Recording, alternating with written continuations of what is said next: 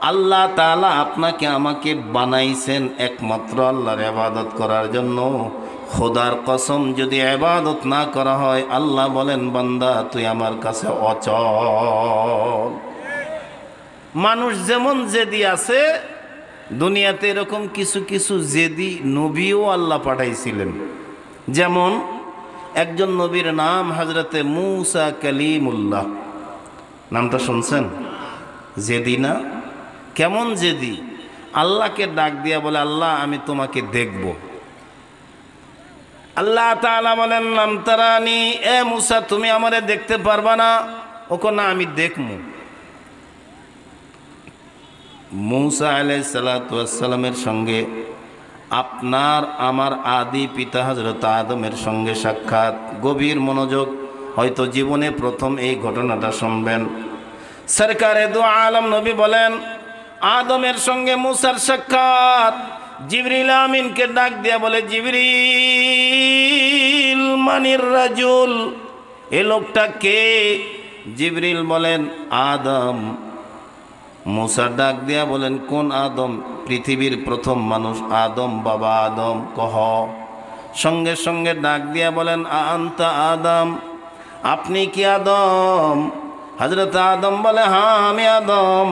মূসা ডাক দিয়া কই, বাবা আদম জান্নাতে ছিলেন, ভালো ছিলেন, কেন খাইলেন গন্ধম?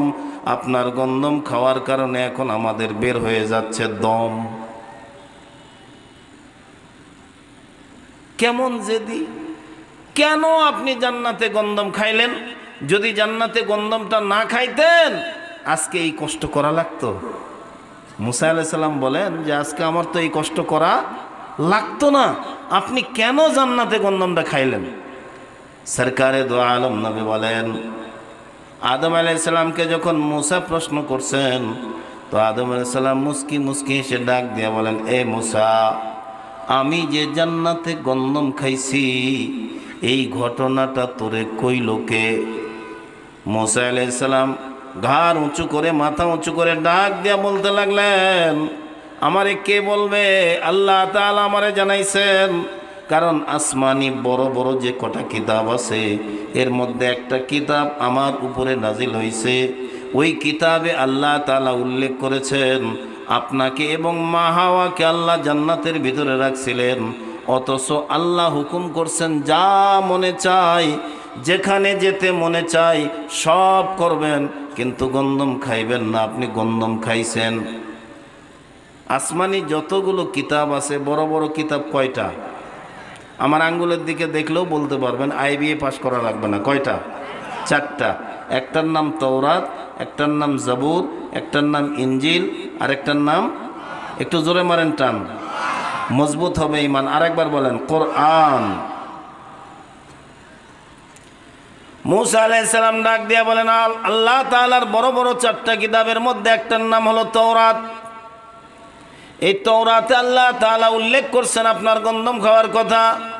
এমন কি আমাদের উপরে নাজিল হওয়া কোরআনেও আল্লাহ বলেছেন, ইয়া আদম আনতা ওয়া যাওজুকাল জান্নাহ ওয়ালা তাকরাবা হাযিহিশ শাজারা। এ আদম, তুমি এবং তোমার বিবিকে সঙ্গে করে নিয়ে জান্নাতের ভিতরে থাকো, খবরদার এই গাছটার কাছেও যাইও না। এ ঘোষণা কোরআনেও আসছে। তো মূসা আলাইহিস সালাম ডাক দিয়া বলেন, তওরাতে আল্লাহ তাআলা বলছেন। এই ফাঁক দিয়ে একটা ঈমানের কথা বলে দেই, চিকন একটা কথা বলে দেই, গভীর মনোযোগ দিয়া কথাটা শুনবেন। আসমানি যতগুলো কিতাব আল্লাহ নাজিল করেছিলেন, অতীতের সব কিতাবগুলো আল্লাহ করেছেন বাদ, একমাত্র কোরআনের ভিতরেই রাখছেন ঈমানের স্বাদ। কেমনে বললে যে আপনাদেরকে বুঝাই? আপনারা এখন তো ডিজিটাল যুগ, আপনারা এই মোড়ে যাবেন, ডাক্তারের মোড়ে যাবেন, ডাক্তারের মোড়ে যাওয়ার পরে দেখবেন যে দোকানে 30 টাকা দামের একটা কেক আছে না নাই? কেকের ভিতরে দেখবেন ছোট্ট একটা কাগজের স্লিপ দেওয়া থাকে। এখানে লেখা থাকে যে এই কেকটা বানানো হয়েছে কবে, এটা নষ্ট হবে কবে। আছে না নাই? আছে না? দেখেন নাই? আল্লাহ তাআলা যতগুলো কিতাব নাজিল করছেন, বড় বড় 4টা কিতাব, এর মধ্যে এই কিতাবগুলোর এক্সপায়ার ডেটও আল্লাহ জানাইছেন। তওরাতের এক্সপায়ার ডেট হলো জবুর নাজিল হওয়ার আগ পর্যন্ত, জবুরের এক্সপায়ার ডেট হলো ইনজিল নাজিল হওয়ার আগ পর্যন্ত, ইনজিল বাতিল হওয়ার ডেট হলো কোরআন নাজিল হওয়ার আগ পর্যন্ত, আর কোরআন নাজিল হওয়ার বাতিল হওয়ার ডেট হলো কিয়ামত আসার আগ পর্যন্ত।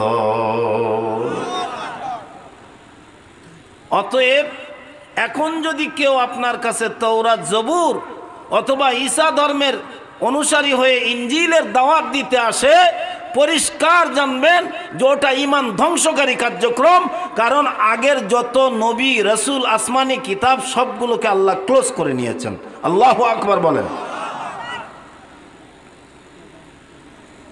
মুসা আলাইহিস সালাম ডাক দিয়ে বলেন, আমার উপরে নাজিল হওয়া কিতাব তওরাতে আল্লাহ তাআলা জানাই দিছেন, আল্লাহ নিজেই বলছেন যে আপনি জান্নাতের ভিতরে গন্ধম খাইছেন। হযরত মুসা আলাইহিস সালামের সামনে আদম ডাক দিয়া বলে, মুসা, তোমার তওরাতটা লেখা হয়েছে কবে, তুমি কি বলতে পারবা? মুসা আলাইহিস সালাম বুকটা টান টান করে ডাক দিয়া বলেন, কেন? আমার উপরে নাজিল হয়েছে, আমি কেন বলতে পারবো না? যারা বীর মুক্তিযোদ্ধা একটু আগে আপনাদের সামনে কথা বলে গেল, কোন সেক্টরে যুদ্ধ করছে ঠাস ঠাস করে বলে দিতে পারবে, কোথায় কাকে মারছে বলে দিতে পারবে, কার অধীনে ছিল বলে দিতে পারবে। ঠিক মুসা আলাইহিস সালাম ডাক দিয়া বলেন, আমার উপরে আল্লাহর আসমানি কিতাব নাজিল হয়েছে, কবে লেখা হয়েছে এটা আমি জানি। আদম আলাইহিস সালাম ডাক দিয়া বলেন, তাহলে বলো, সংবাদটা দিয়ে দেই। জীবনের শ্রেষ্ঠ আওয়াজ দিয়ে একটা সুবহানাল্লাহ বলবেন। সুবহানাল্লাহ বলার জন্য রেডি হন, শুধু সংবাদটা দিয়ে দিই। মুসা আলাইহিস সালাম ডাক দিয়ে বলেন, শোনেন, আপনার জন্মের কম পক্ষে 50,000 বছর আগে তওরাত লেখা হয়েছে। কত হাজার বছর আগে? আরেক বর্ণনায় আসছে 40,000 বছর আগে, 40-50 প্রায় কাছাকাছি। তো আদম আলাইহিস সালাম ডাক দিয়ে বলেন, এই মুসা, এই আমার জন্মের 50,000 বছর আগে যদি তওরাত লেখা হয়, আর ওই তওরাতে যদি আমার জান্নাতে গন্ধম খাওয়ার ইতিহাস আল্লাহ লিখে রাখেন, 50,000 বছর পরে জন্ম নিয়া আমি যদি জান্নাতে গন্ধম খায়া ফেলি, এখানে আমার দোষটা কোথায়? সুবহানাল্লাহ কোন না কোন, এখানে আমার কোনো দোষ আছে? ফাবুহিতাল্লাযী কাফার। তো মুসা আলাইহিস সালাম চুপ হয়ে গেছে, আর উত্তর দিতে পারে নাই। আল্লাহ তাআলা বলেন, ওয়াবুদু রাব্বাকা হাত্তা ইয়াতিয়াকাল ইয়াকিন। আল্লাহ বলেন, তুমি তোমার রবের ইবাদত করো যতদিন তোমাদের দেহের ভিতরে জান থাকবে। এবার বলুন তো দেখি, আমাদের দেহের ভিতরে জানটা দিয়েছেন কে? সবাই বলেন, জীবন দিয়েছেন কে? ইবাদত করব কার? হুকুম মানব কার? গোলামি করব কার? যদিও বলতেছি মুখে, আসলে এর বাস্তব চিত্র নাই আমাদের বুকে, যার কারণে শ্রেষ্ঠ জাতি হওয়ার পরেও আমরাই মরতেছি ধুকে ধুকে। কথা বলেন, কথা বলেন। এশারের নামাজ তো এখানেই পড়লাম, 2.5 কাতার মানুষ হয় নাই, অথচ যখন ঢুকতেছিলাম মানুষের চাপে ভিতরে ঢোকা যাচ্ছিল না। তোরা তো হিন্দু না, মগ মুরং চামার ডোমার ইহুদি সাঁওতাল অমুসলিম না, ওরা মুসলমান, ওরা আপনার সন্তান, ওরা আমার সন্তান। আপনি নামাজে দাঁড়ালেন, আপনার সন্তান নামাজে দাঁড়ালো না, খোদার কসম ওই সন্তানের কারণে আপনি বাপ সন্তানের জন্য অভিশাপ। ময়দানে মাহশরে আল্লাহর আদালতে আপনাকে আসামির কাঠগড়ায় দাঁড়াতে হবে। ঠিক না বললেও ঠিক, এটাই ঠিক। গভীর মনোযোগ, ফাঁক দিয়া 4টা কথা বলে দেই। এই দুনিয়াতে যার ঘরে সন্তান জন্ম নেবে 4 প্রকার। আল্লাহর নবী বলেন, আল্লাহ তাআলা নিজেই হবেন ওই সন্তানের মা বাবার জান্নাতের জিম্মাদার। আমি আবারও বলছি, যেই ঘরে 4 প্রকারের যে কোনো 1 প্রকার সন্তান জন্ম নেবে, তার মানে 4 প্রকারের 1 প্রকার সন্তান যদি কারো ঘরে জন্ম নেয়, আল্লাহ নবী বলেন ওই সন্তানের কারণে আরশের মালিক আল্লাহ তাআলা নিজ দায়িত্বে সন্তানের মা এবং বাবাকে আল্লাহ জান্নাত দিয়ে দেবে। আল্লাহ যদি আমাদেরকে জান্নাত দেয়, আল্লাহর জান্নাতে যাইতে রাজি আছি? কারা কারা রাজি? দুটো হাত তুলে দেখান তো, দেখেন তো কোনো বর্ণচোরা কপাল পোড়া আছে নাকি যে হাত তুলে নেই? হাত টান করেন, বলেন আল্লাহ। হয় নাই? জবান খুলে বলেন আল্লাহ আমাদের সবাইকে তোমার জান্নাত দান করো। জোরে বলুন আমিন। আর একটু জোরে বলেন, হাত নামান। আল্লাহ নিজেই বলেন উদউনি উদউনি আস্তাজিব লাকুম। এ বান্দা, তুই যদি আমার কাছে চাস, তোর চাইতে দেরি হবে। তোর চাওয়াটা যদি চাওয়ার মতো হয়, আমি আল্লাহ তাআলা ওয়াদা করছি, তুই চাইতে দেরি করবি, আমি আল্লাহ দিতে দেরি করব না।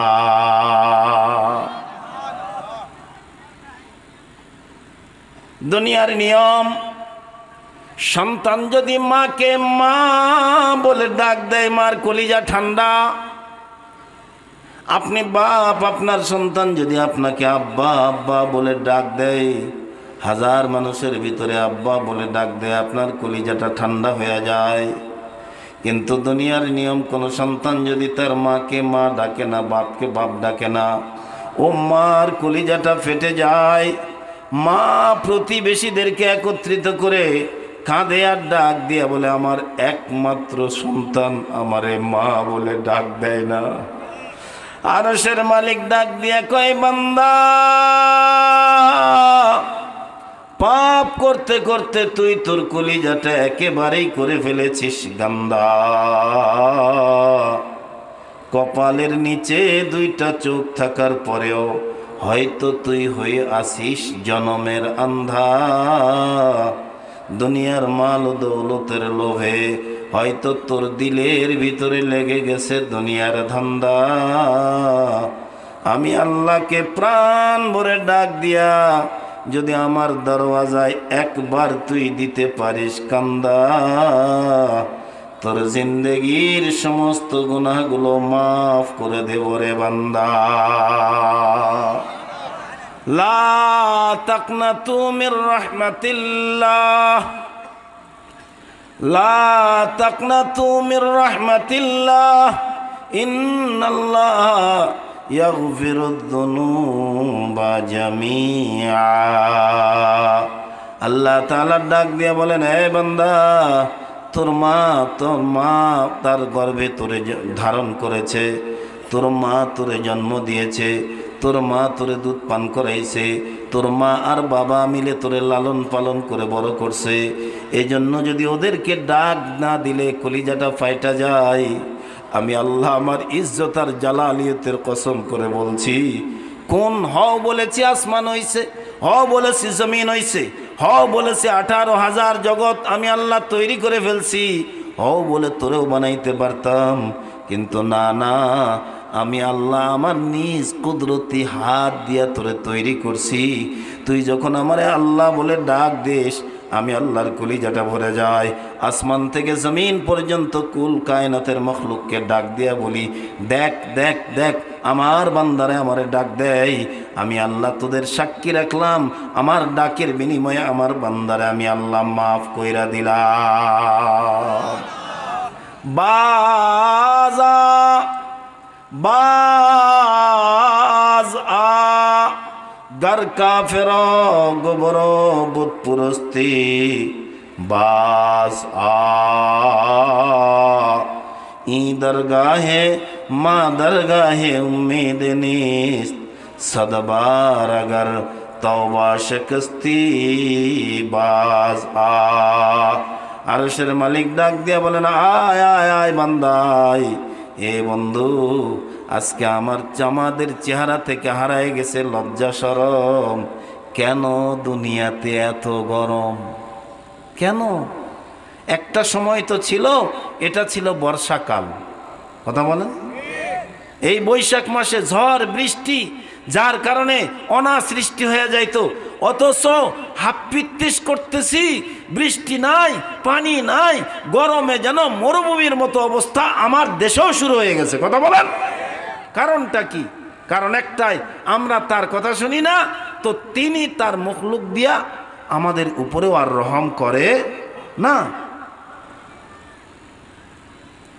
বলছিলাম 4 প্রকার সন্তান যাদের ঘরে জন্ম নেবে, আল্লাহর নবী বলেন এই 4 প্রকারের সন্তানের মা বাবাকে আল্লাহ জান্নাত দেবে। এর মধ্যে 2 প্রকার সন্তান হলো আপনার আমার মেহনতে তৈরি হবে, আর 2 প্রকার সন্তান আল্লাহ দয়া করে আপনাকে আমাকে দান করবে। একবারে সংক্ষিপ্ত আকারে বলে দেই। আপনি তো বললেন না, 1 ঘন্টা পার হয়ে গেছে তো।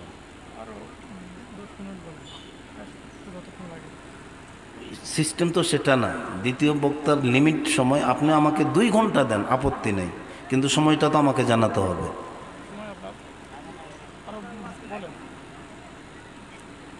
আমার দিকে তাকান। 2 প্রকার সন্তান যেটা আমাদের মেহনত দ্বারা তৈরি হবে, আর 2 প্রকার সন্তান কার দান? জবান খুলে বলেন, কার দান? আলোচনাটা বড় গুরুত্বপূর্ণ আলোচনা, খেয়াল করবেন। কেমনে বললে আমি আপনাদের বুঝাবো। এদিকে তাকান। আপনি ইচ্ছা করলে আপনার ছেলেটাকে ডাক্তার বানাইতে পারবেন, মাস্টার বানাইতে পারবেন, ইঞ্জিনিয়ার বানাইতে পারবেন, ব্যারিস্টার বানাইতে পারবেন, এটাকে মেম্বার বানাইতে পারবেন, চেয়ারম্যান বানাইতে পারবেন, এমপি বানাইতে পারবেন, মন্ত্রী বানাইতে পারবেন। আপনার মেহনতের উপরে নির্ভর করবে। কথা বলেন, কথা বলেন। অথবা আপনি যদি মনে করেন না আমি কোটিপতি, আমি জমিদার, আমার 300 বিঘা জমি, আমার জমি দেখে শুনে খাইলেই আমার ছেলের জীবন চলে যাবে, লেখাপড়া করার দরকার নাই, তো দেখা যাবে আপনার পরে আপনার ছেলে জমিদার, আপনি দোকানদার, কোটি টাকার সম্পদের মালিক। আপনি চিন্তা করতেছেন আমার ছেলে একটাই মাত্র, এটার IBA পাস করানোর দরকার নাই, ডাক্তার মাস্টার বানানোর দরকার নাই, আরে আমার গদিতেই যদি বলে তো বসে তো এমনি কোটিপতি হয়ে যাবে। তো এক সময় দেখা যায় বাপ দোকানদার, পরবর্তীতে বেটাও কি দোকানদার। আমার কথা কি বুঝতেছেন? এ বন্ধু, 1 প্রকারের সন্তান যেটা আপনার আমার মেহনত তৈরি হবে, এটাকে যদি আপনি আমি মেহনত কইরা দুনিয়াদার বানাই, তো দুনিয়ায় আপনি আমি লাভবান হব। আর এটাকে মেহনত কইরা যদি দিন শিখাইয়া দেই, তো আখিরাতে আমি লাভবান হব। সরকারে দু আলম নবী বলেন, আপনি মা, আপনি বাপ, 2 জন মিলে যদি আপনার সন্তানটাকে হাফেজে কোরআন বানাইতে পারেন, আল্লাহর পয়গম্বর বলেন ময়দানে মাশরে ওই সন্তানের মা বাবাকে আল্লাহ তাআলা শুধু নূরের টুপি পড়াবেন তা না, আল্লাহ বলবেন এ হাফেজে কোরআন, তোর মা বাবার বাড়াই দিলাম সম্মান, ওদেরকে নিয়ে চলে যা আমার জান্নাতে, আমি আল্লাহ আমার জান্নাতটাও তোর মা বাবাকে করলাম দান। একেবারে সংক্ষিপ্ত আকারে বলে দেয়, 2 নম্বর ওই সন্তান, যেই সন্তান, এই মায়েরা যারা কথা শুনতেছেন গভীর মনোযোগ দিয়ে শুনবেন, 2 নম্বর ওই সন্তান, যেই সন্তানটা মায়ের গর্ভ থেকে জন্ম নিছে, বালেগ হওয়ার আগেই, যৌবন পাওয়ার আগেই সন্তানটা মারা গেছে। সরকারে দু আলম নবী বলেন, এমন সন্তান যদি কারো ঘরে জন্ম নেয় আর সন্তান যদি মইরা যায়, আল্লাহর পয়গম্বর বলেন ওই সন্তানের মা এবং বাবাকে আল্লাহ তাআলা জান্নাত নিজ দায়িত্বে দিয়ে দেয়। 3 নাম্বার, গভীর মনোযোগ দিয়া কথাটা শুনবেন। আপনার আমার পয়গম্বর জিহাদের ময়দানে গেছেন, জিহাদ থেকে পয়গম্বর মদিনায় ফিরছেন, একদম মদিনার দ্বার প্রান্তে ঢুকছেন, তো এক মহিলা নবীর সামনে এসে দাঁড়ায় গেছে। আল্লাহর পয়গম্বর ওর চেহারার দিকে তাকাইলেন, নবী চিনতে পারলেন। আল্লাহর পয়গম্বরের কলিজাটা মোচড় দিয়ে উঠল। নবীজির চোখ থেকে মুক্তার দানার মতো পানিগুলো গাল বেয়ে বেয়ে পড়তে লাগলো। আল্লাহর নবী ডাক দিয়া বললেন, তুমি অমুকের মা না? মহিলা বলেন, নাম ইয়া রাসূলুল্লাহ। ও আল্লাহর নবী, হ্যাঁ আমি অমুকের মা। আল্লাহর পয়গম্বর ডাক দিয়া বলেন, তোমার সন্তানটা আমার সঙ্গে জিহাদের ময়দানে গিয়েছিল? হ্যাঁ নবীজি গিয়েছিল। আল্লাহর পয়গম্বর ডাক দিয়ে বলেন, তোমার নওজোয়ান যুবক ছেলেটা আমি লক্ষ্য করে দেখতেছিলাম আমার সামনে কাফের বেঈমানদের মোকাবেলায় লাফিয়ে লাফিয়ে তলোয়ার চালাচ্ছিল। আল্লাহু আকবার।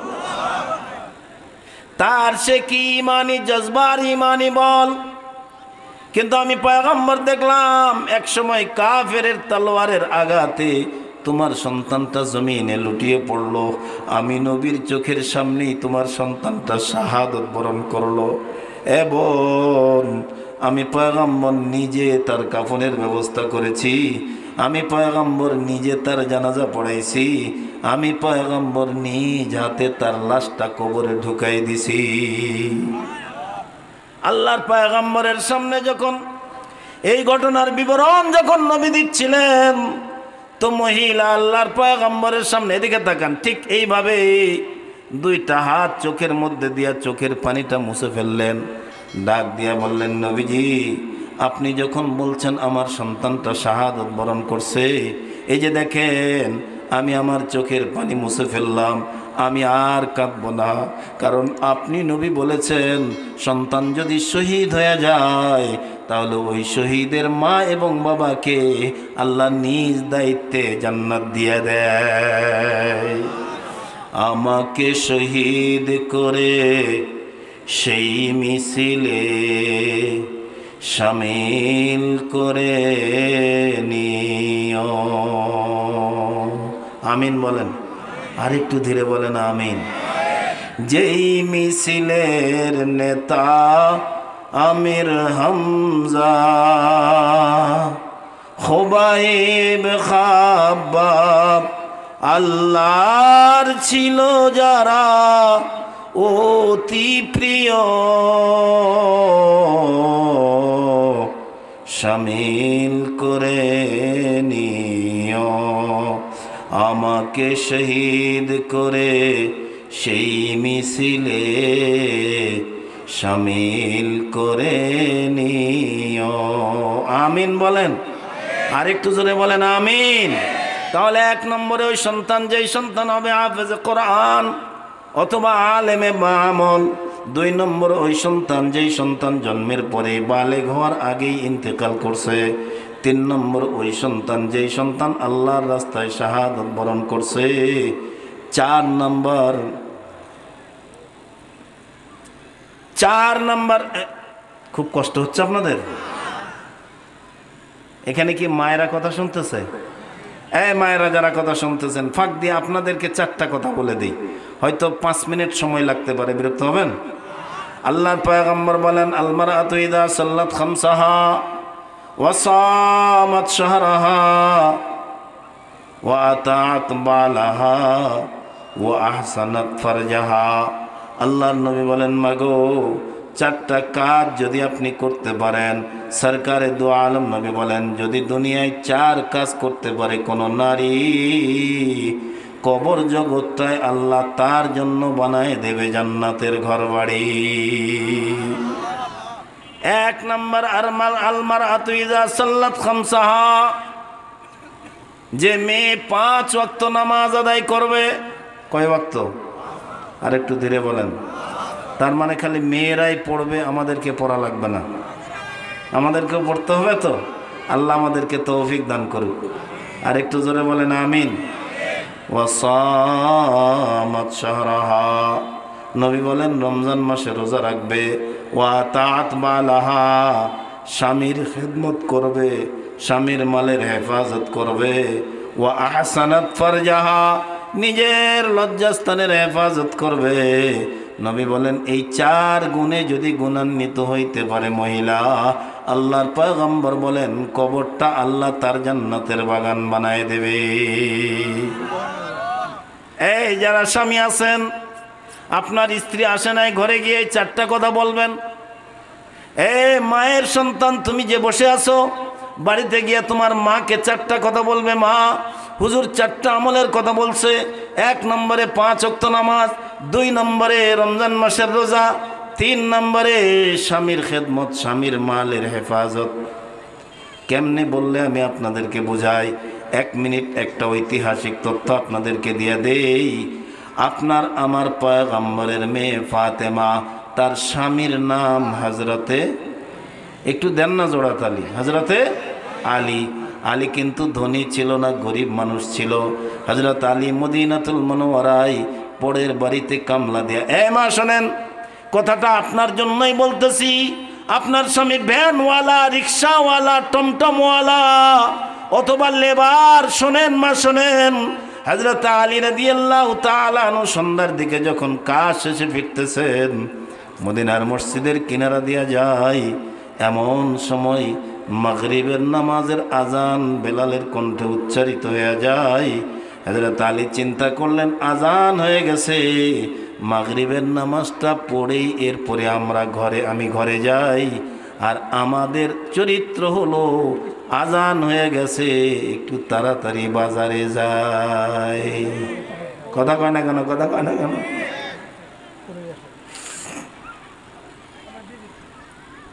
মাগরিবের নামাজ আদায় করলেন, শরীরটা বড় ক্লান্ত। দেখবেন যেদিন আপনি কঠিন পরিশ্রম করবেন, শরীরের মধ্যে আলিশ আইসা যায়। একটা গাছের মধ্যেও যদি হেলান দিয়ে দেন, শরীরের মধ্যে এসে যায় এমন আলিশ, নাক ডাকা শুরু হয়ে যায়, লাগে না বিছনা বালিশ। কথা বলেন, কথা বলেন।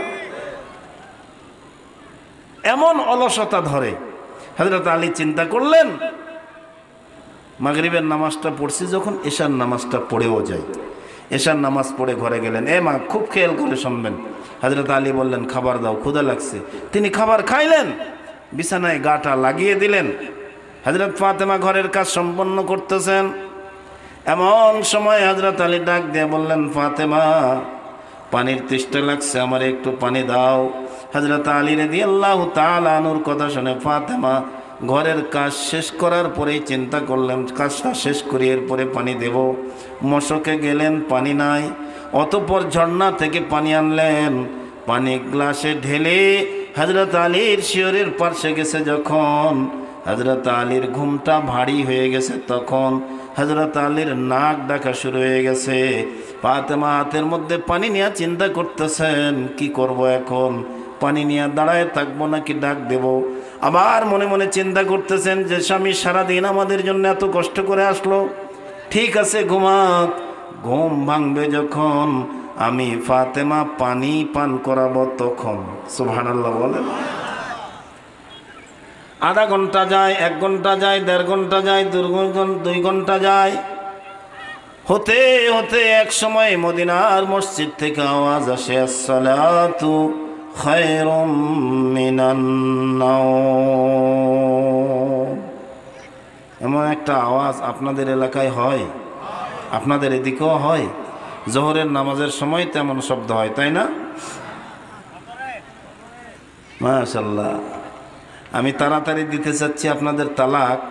এখন দেখি আপনারা আমার চাইতেও বেশি চালাক। শ্রোতা বক্তা কাউকেই যেন আল্লাহ না করেন হালাক। জোরে বলুন আমিন। আর একটু জোরে বলেন।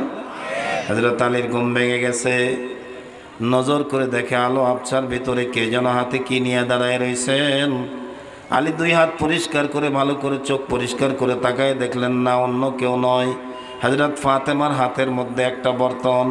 হযরত আলী রাদিয়াল্লাহু তাআলা আনহু ডাক দিয়া বললেন, মা খবরুক, ফাতেমা ঘটনা কি বুঝলাম না, তুমি কি নিয়ে দাঁড়ায় রইছো? হযরত ফাতেমা নিজেকে আর ধরে রাখতে পারলেন না, হাউমাউ করে কেঁদে দিলেন। ডাক দিয়া বললেন, স্বামী, বাবাই বলছেন স্বামী পৃথিবীর সব পুরুষের চাইতে স্ত্রীর কাছে বেশি দামি। ও স্বামী, সন্ধ্যাবেলায় আপনি পানি চাইছিলেন, ঘরে পানি ছিল না, ঝর্ণা থেকে পানি আনার পরে দেখি আপনি ঘুমিয়ে গেছেন, আপনারে ডাক দেই নাই। পানি নিয়ে দাঁড়ায় থাকতে থাকতে সারাটা রাত পার হয়ে গেছে, বেলাল আজান দিয়ে দিল। হযরত আলী রাদিয়াল্লাহু তাআলা দ্রুত গতিতে ফাতেমার 2টা হাত ধরে ফেললেন। আলী চোখের পানি ছাইড়া দিয়া ডাক দিয়ে বললেন, ফাতেমা, ও ফাতেমা, এই যে সারা রাত তুমি আমার জন্য পানি নিয়ে দাঁড়ায় থাকলা, এই সংবাদটা যদি নবী কামলিওয়ালার কান পর্যন্ত চলে যায়, আমার নবীর কলিজায় কষ্ট লাগবে। নবী যদি কষ্ট পায়, আরশের মালিক আল্লাহ খুশি হবে। খুশি হবে না নারাজ হবে? নারাজ হবে। আর আল্লাহ যদি নারাজ হয়ে যায়, আমি আলীর বিরুদ্ধে কোরআনের আয়াত নাজিল হয়ে যাবে। অতএব ফাতেমা, তোমারে অনুরোধ করব, আজকের রাত্রের খবরটা তুমি তোমার বাবার কাছে দিও না। হযরত আলী রাদিয়াল্লাহু তাআলা আনহুর এই বক্তব্য শুনে হযরত ফাতেমা ডাক দিয়া বললেন, আপনি নিশ্চিন্ত থাকেন, চিন্তা করবেন না, আমি এই কথা কোশ্চিন কালেও আমার বাবাকে বলবো না। হযরত আলী রাদিয়াল্লাহু তাআলা আনহুর দিলটা ভরে গেছে। তাৎক্ষণিকভাবে তিনি দুইটা হাত উঠাইয়া আরশের মালিক আল্লাহর দরওয়াজায় দোয়া করতে লাগলেন, আল্লাহুম্মা জাআলহা সাইয়্যিদাতু নিসাই আহলিল জান্নাহ, আল্লাহুম্মা জাআলহা সাইয়্যিদাতু নিসাই আহলিল জান্নাহ। হযরত আলী চোখের পানি ফেলেন, ডাক দিয়া বলেন, আল্লাহ, আমার বিবির কর্মকাণ্ডে আমি খুশি হয়ে গেছি। ও মালিক, তুমি যদি ফাতেমারে জান্নাত দাও, শুধু জান্নাত দিও না, আমি আলী দোয়া করি আমার ফাতেমারে তুমি জান্নাতের মহিলাদের সরদারিনী বানায় দাও।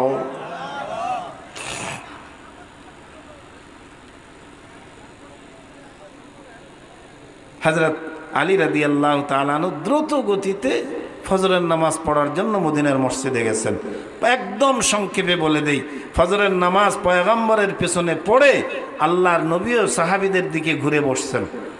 আচ্ছা বলেন তো, আপনাদের মসজিদে আপনাদের ইমাম সাহেব ফজরের পর ঘুরে বসে? আপনারা বসে দেখছেন? কেন বসে? কারণ হলো নবীজি ফজরের পরে ঘুরে বসতেন। নবী যা করেছেন এবং উম্মতকে যা করতে বলেছেন, এ নবীর উম্মত, এটাই আপনার আমার জন্য করা সুন্নত। আল্লাহর নবী সাহাবায়ে কেরামদেরকে সব কিছু শোনার পরে ছেড়ে দিলেন। আলীও উঠে দাঁড়াইছেন, চলে যাবেন। এমন সময় নবী ডাক দিয়ে বললেন, কিফ ইয়া আলী, এ আলী দাঁড়াও। হযরত আলীকে লক্ষ্য করে যখন নবী বলছেন আলী দাঁড়াও, তো আলীর কলিজাটা মোচড় দিয়ে উঠছে। হযরত আলী রাদিয়াল্লাহু তাআলা আনহু চিন্তা করছেন, খবর তো হয়ে গেছে, ফাতেমা না বললে কি হবে? জিবরিল আমিন নিঃসন্দেহে আল্লাহর নবীকে বলে দিয়েছেন। আলী ঘুরে তাকাইছেন, তাকায় দেখেন নবীজির চোখ দিয়া পানি পড়তেছে, তবে মুখের মধ্যে মুস্কি হাসি। সুবহানাল্লাহ বলেন। হযরত আলীর ভয়ে আতঙ্কে চোখ দিয়া পানি পড়তেছে।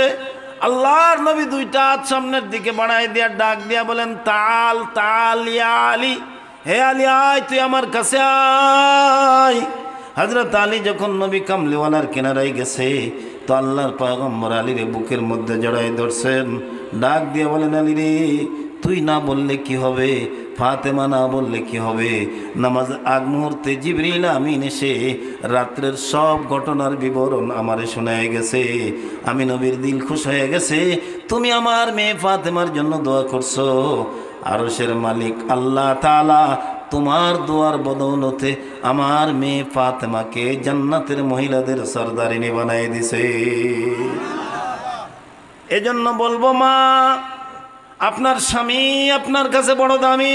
আপনি আপনার স্বামীর কথা মানবেন, স্বামীর খেদমত করবেন। 4 নম্বর, নিজের লজ্জাস্থানের হেফাজত করবেন। তো আপনি মরবেন, কবর জগতেই আপনি জান্নাতের ঠিকানা গড়বেন। মায়েদেরকে 4 কাজ করার তৌফিক দান করুক। আর একটু জোরে বলেন আমিন। 4 নম্বর, ওই সন্তান, খুব কষ্ট হচ্ছে আমার হাতে, আর সময় 2 মিনিট আছে। 4 নম্বর, ওই সন্তান যেই সন্তানটা জন্ম নেওয়ার পরে পাগল। এরকম সন্তান হয় না? আচ্ছা, বাচ্চা পাগল, এটা কার হাতে? ভালো, এটা কার হাতে? তাহলে যেই সন্তান জন্মের পরে বালেগ হওয়ার আগেই মরে যায়, এটা কার হাতে? আল্লাহর হাতে। যেই সন্তানটা জন্ম নেওয়ার পরে পাগল হয়ে গেছে, অতঃপর মরে গেছে, তো আল্লাহ তাআলা ময়দানে মাশরে ওই পাগলকে ডাক দিয়া বলবে, এই যা, জান্নাতে যা। ও বলবে, আমি আমার বাপ মা ছাড়া যাব না। সুবহানাল্লাহ বলবেন। কিন্তু আমাদের সমাজের একটা কুসংস্কার হলো, যদি কারো ঘরে পাগল সন্তান জন্ম নেয়, অহর্নিশ আমরা এই কথা বলি, ও যদি ভালোই হবে তোর ঘরে পাগলা কেন? কথা বলেন, বলি না এরকম? খবরদার এমন কথা বলবেন না। কারণ সন্তান, জীবন, মরণ, ভালো মন্দ, এটা কার হাতে? আল্লাহর হাতে। এই সন্তান ডাক দিয়া বলবে, আল্লাহ আমি যে পাগল ছিলাম, আমার বাপ মা 3-4 বছর পর বুঝতে পারছে যে আমি পাগল, এরপরেও তারা আমার চিকিৎসা করছে, এমনকি জায়গা জমিন পর্যন্ত বিক্রি করছে আমারে সুস্থ করার জন্য, হয় নাই। আয় আল্লাহ, আজকে আমি আমার মা বাবা ছাড়া তোমার জান্নাতে যাব না। আরশের মালিক ডাক দিয়া বলবেন, যাও যাও, তুমি তোমার মা বাবাকে সঙ্গে করে নিয়ে আমি আল্লাহর জান্নাতে চলে যাও। আল্লাহ তাআলা বলেন, ওয়াবুদু রাব্বাকা হাত্তা ইয়াতিয়াকাল ইয়াকিন,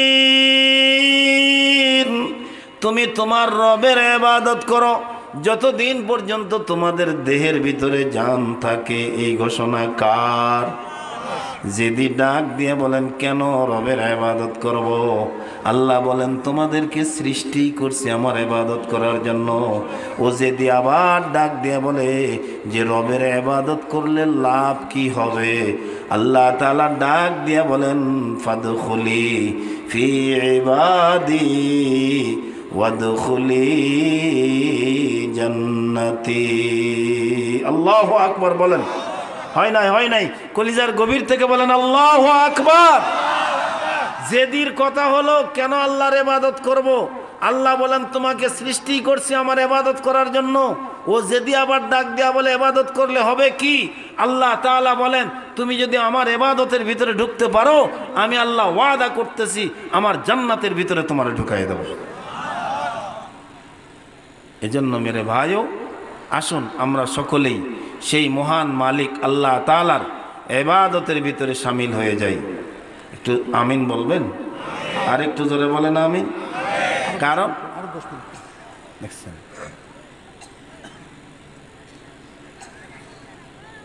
কারণ আজকেও মাহফিলের আসার আগ মুহূর্তে সেম আমার মতো বয়স হবে আমার মামা শ্বশুর, আমার শ্বশুর আছে, আমার শাশুড়ি আছে, আমার খালা শ্বশুর আছে, তারপরে আরেক মামা আছে, আরেক মামা আছে। 6 নম্বরে যেটা সে মারা গেল, জানাজা দিয়া তারপরে আপনাদের এখানে আসলাম। বলেন তো হায়াতের ঘড়িটা কার হাতে? সবাই বলেন কার হাতে? এই যুবক, তোমাকেই বলছি, তুমি মনে করো না তোমার দেহের রক্তটা বড় গরম। এই রক্ত গরম তোমার নয়, বরং আল্লাহ তাআলা গরম রাখছে বলে গরম মনে করতেছ। ই আমানত চন্দে রোজে নজদে মাস্ত, ই আমানত চন্দে রোজে নজদে মাস্ত, দর হাকিকত মালিকে হর শয় খোদাস, দর হাকিকত মালিকে হর শয় খোদাস। তুমি কি একটু তাকায় দেখবা না, একই পাতিলের ভাত তুমিও খাও, একই পাতিলের ভাত তোমার বাপও খায়, একই পাতিলের তরকারি তুমিও খাও, ওই পাতিলের তরকারি তোমার বাপও খায়, তুমি খাও। দিন দিন রক্ত গরম হয়, মনে হয় দুনিয়া করে ফেলবা গুড়া। একই পাত্রের ভাত তোমার বাপও খায়, দিন দিন দুর্বল হইয়া যায় বুড়া। ঠিক না কইলেও তো ঠিক, কথা কন না কেন? তাহলে ভাতের ভিতরে শক্তি, ভাতের ভিতরে, গোশতের ভিতরে, মাছের ভিতরে, ডালের ভিতরে শক্তি কার হাতে?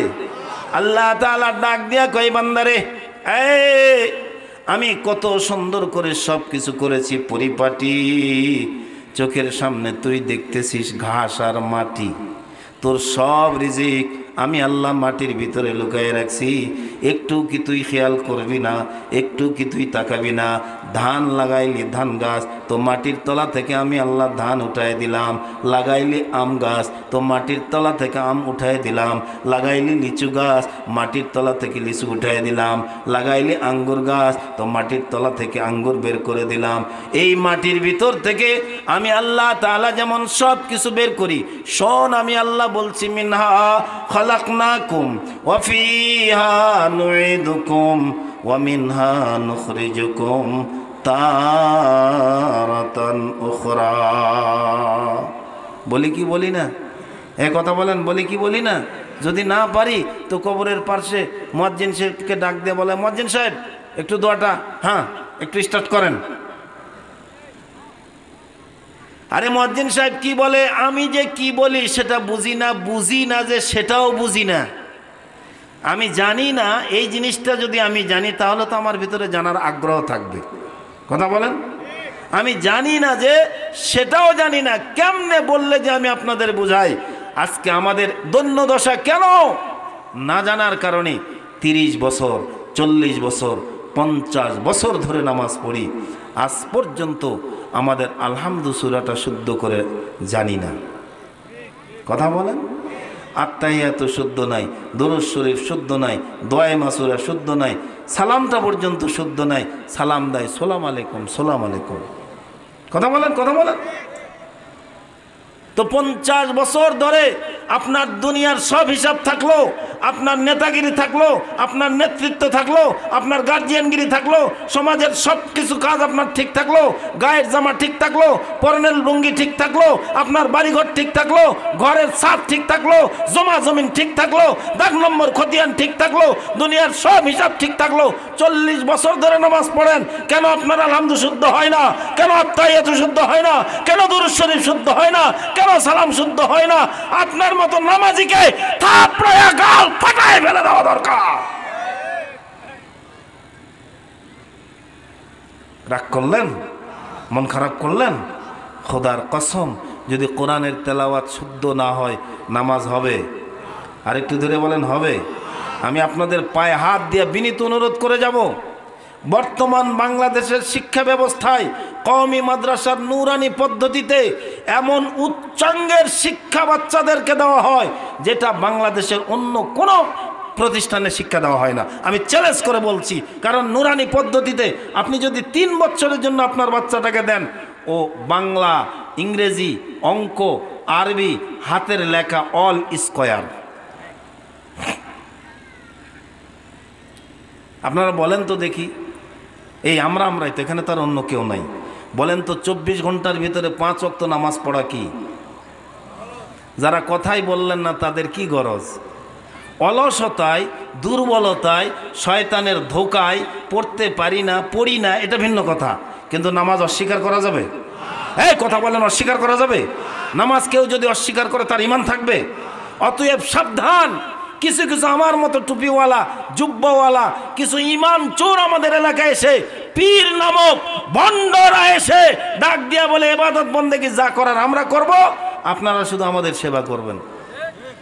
এরকম কিছু আছে না নাই? এগুলো থেকে বেঁচে থাকবেন। নামাজ পড়তে পারি না, এটা আমার দুর্বলতা। কেউ যদি বলে নামাজ পড়তে হবে না, লিখে নেন ওর ঈমান নাই। তাহলে বলেন 24 ঘন্টার ভিতরে 5 ওয়াক্ত নামাজ পড়া কি? রমজানুল মুবারকের 1 মাস রোজা রাখা কি? মাল থাকলে নেশাব পূর্ণ হলে বছরে একবার যাকাত দেওয়া কি? মাল থাকলে গোটা জিন্দেগিতে একবার বাইতুল্লাহ থেকে ফিরে আসা, বাইতুল্লাহ তওয়াফ করা, হজ করা কি? মনে রাখবেন এই কথাটা, আজকে এখান থেকে কলিজায় গেঁথে নিয়ে যাবেন। 5 ওয়াক্ত নামাজ পড়া যেমন ফরজ, রমজানুল মুবারকের 1 মাস রোজা রাখা যেমন ফরজ, মাল থাকলে নেশাব পূর্ণ হলে বছরে একবার যাকাত দেওয়া যেমন ফরজ, মাল থাকলে গোটা জিন্দেগিতে একবার হজ করা যেমন ফরজ। আল্লাহর কসম করে বলে যায়, ঠিক প্রত্যেকটি মুসলমান নরনারীর উপরে আল্লাহর কোরআনের তেলাওয়াত শিক্ষা করা ফরজ। 1 জাররা পরিমাণ কম বেশ নাই।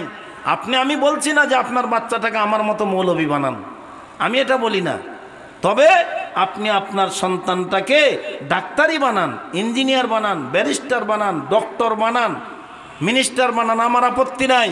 তবে প্রাথমিকভাবে 3টা বছর বাচ্চাটাকে এই নুরানি মাদ্রাসায় দিয়া কোরআনটা শিখান। আপনার লস হবে না। এ বাচ্চা শুধু কোরআন শিখবে না, এই 3 বছরে ও নামাজও শিখবে। কথা বলেন? ও শুধু নামাজ শিখবে না, এই 3 বছরের ভিতরেও জানাজাও শিখবে। শুধু তাই নয়, 3 বছরে ক্লাস 3 পর্যন্ত সে এখানে পড়বে। এটাকে নিয়ে যদি আপনি প্রাইমারি স্কুলে ভর্তি করান, 40 জন যদি ওর ক্লাসে ছাত্র হয়, আমি চ্যালেঞ্জ করে বলতে পারি 40-এর মধ্যে ও 1 নম্বরে যাবে। এই জন্য আপনাদের জন্য এটা বহুত বড় একটা নিয়ামত যে এই নুরানি পদ্ধতিতে এই কওমি হাফেজিয়া মাদ্রাসাটা এখানে হয়েছে। আপনার বাচ্চাটাকে 3 বছর আপনি পারেন নাই, আপনি কোরআন শিখতে পারেন নাই, বাচ্চাটাকে দিয়ে অন্তত ফরজ দায়িত্বটা পালন করেন যে কোরআনটা আমি শিখাইছি। এরপরে এ যদি অক্সফোর্ড বিশ্ববিদ্যালয়েও যায়, ডক্টর ইকবালের মতো হয়ে বলবে, হাজার মে শজর মে তেরা রঙ্গ বু হ্যায়, हजर में शजर में तेरा रंग वो है, जिधर देखता हूँ उधर तू ही तो है, जिधर देखता हूँ उधर तू ही तो है। অক্সফোর্ড বিশ্ববিদ্যালয় থেকে ডক্টর ইকবাল যখন ডক্টরেট ডিগ্রি নিয়ে আসলো তো বলে, আল্লাহ গাছে দেখি, তরুলতায় দেখি, বৃক্ষের ডালে ডালে দেখি, যেদিকেই তাকাই তোমার পরিচয় পাই, তোমার নিদর্শন পাই, আল্লাহ তোমারে দেখবার চাই। বন্ধুরা এসে ডাক দিয়া বলে, অক্সফোর্ড বিশ্ববিদ্যালয়ে তুমিও লেখাপড়া করলাম, আমরাও করলাম, আমরা তো পাইলাম গড ইজ নাথিং, আল্লাহ বলতে কিছু নাই।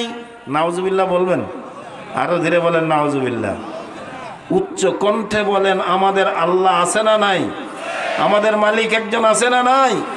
এটা ঈমান। এই ঈমানটাও যদি আপনার আমার কলিজার ভিতরে জ্বালায় রাখতে পারি, খোদার কসম আল্লাহকে হাজির নাজির জেনে বলে যাচ্ছি, আমাদের জিন্দেগিতে গুনাহ আছে। কথা বলেন, আছে না নাই? আমাদের নামাজে দুর্বলতা আছে, রোজায় দুর্বলতা আছে, জাকাতে দুর্বলতা আছে, হজে দুর্বলতা আছে। আপনি জানেন আমার আল্লাহ আমারে সৃষ্টি করছেন, আমার একমাত্র মালিক আমার আল্লাহ। এই ঈমানটার কত দাম আপনার জানা আছে? গভীর মনোযোগ দিয়ে শুনে যান। গোটা দুনিয়ার সব মানুষ আল্লাহরে বলে গেছে, আল্লাহর গোলামি করে না। এমন দুইজন মানুষ আপনাদের এই এলাকায়, যেই দুইজন ধনী নয় গরিব, দেখতে সুন্দর নয় অসুন্দর, পরের বাড়িতে কামলা দিয়ে খায়, সন্ধ্যাবেলায় দুইজনের কাঁধেই কোদাল, দুইজনেই মালকাসা মারা, গায়ের মধ্যে কাদা, জমিনের আল কাইটা কাইটা এখন ঘরে ফিরতেছে। একজন আরেকজনকে ডাক দিয়ে কই, দোস্ত তোর দিনকাল কেমন যায়? ও কয় আল্লাহ চালাইতেছে। সুবহানাল্লাহ কোন হয় নাই? কলিজার গভীর থেকে বলেন সুবহানাল্লাহ। কে চালাইতেছে? ডাক দিয়া কই, দোস্ত কে দিনকাল কেমন যায়? কয় আল্লাহ চালাইতেছে। অপর বন্ধু ডাক দিয়া কয়, দোস্ত তোর দিনকাল কেমন যায়? কয় ওই ওই আল্লাহ চালাইতেছে। সুবহানাল্লাহ বলেন। এই যে তাদের ইয়াকিন, এই যে তাদের ঈমান যে আল্লাহ চালাইতেছে। সরকারে দু আলম নবী বলেন, এমন ঈমানওয়ালা দুইজন মানুষও যদি দুনিয়ায় থাকে, আসমান আসমানের জায়গায় থাকবে, জমিন জমিনের জায়গায় থাকবে, কিয়ামত হবে না। আল্লাহু আকবার বলেন। আমার শুরু থেকে শেষ পর্যন্ত ত্রুটি বিচ্যুতির ভিতর দিয়ে ভাঙ্গা ভাঙ্গা কিছু কথা বললাম।